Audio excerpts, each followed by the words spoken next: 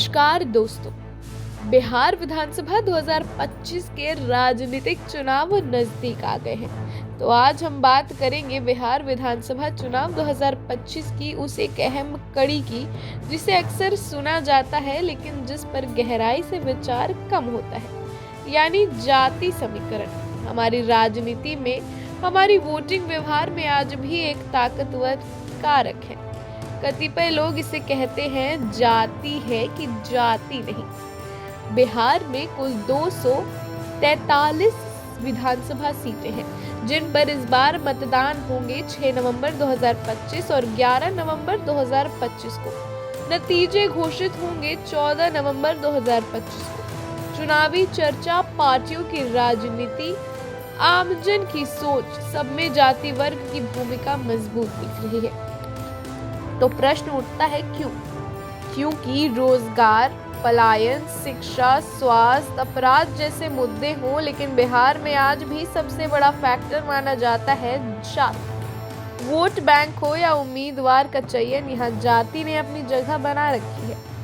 देखिए, भारतीय जनता पार्टी ने इस बार कुल 101 सीटों पर उम्मीदवार किए। उनमें से सामान्य वर्ग के 49, पिछड़े वर्ग के 24, अति पिछड़े वर्ग के 16 और अनुसूचित जाति के कुछ उम्मीदवार शामिल थे। जनता दल यूनाइटेड ने भी 101 उम्मीदवार उतारे, जिसमें पिछड़ा, अति पिछड़ा वर्ग को विशेष तवज्जो दी गई। और राष्ट्रीय जनता दल ने 143 उम्मीदवारों में से 51 उम्मीदवार यादव जाति से और 19 मुस्लिम समाज से चुने हैं। यादव जाति राज्य की आबादी में लगभग 14.3% की हिस्सेदारी है उनकी। यह जाति पिछले काफी समय से राजनीति में निर्णायक भूमिका निभाती आ रही है। हिंदू स्वर्ण, राजपूत, ब्राह्मण, भूमियार, कायस्थ, इनका भाग लगभग 15.5% है। यह वर्ग अब तक भारतीय जनता पार्टी के मजबूत वोट बैंक के रूप में देखा गया है।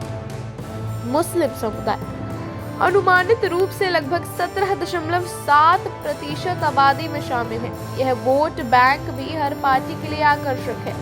कुर्मी, कुशवाहा जातियां दोनों मिलकर ओबीसी श्रेणी में आती हैं और इनका कुल हिस्सा लगभग 7.1% है।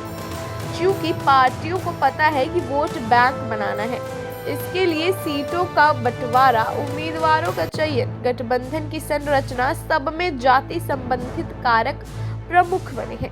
लेकिन सिर्फ पार्टियां ही क्यों, ये सवाल उठता है।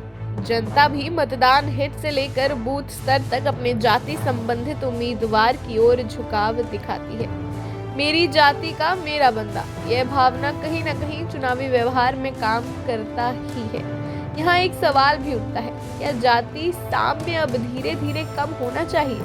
विकास, विहीनता, बेरोजगारी, शिक्षा, स्वास्थ्य जैसे मुद्दे कहीं पिछड़ तो नहीं रहे, पर आज भी बिहार की राजनीति में जाति कारक इतना मजबूत है कि उसका कुछ कहना नहीं।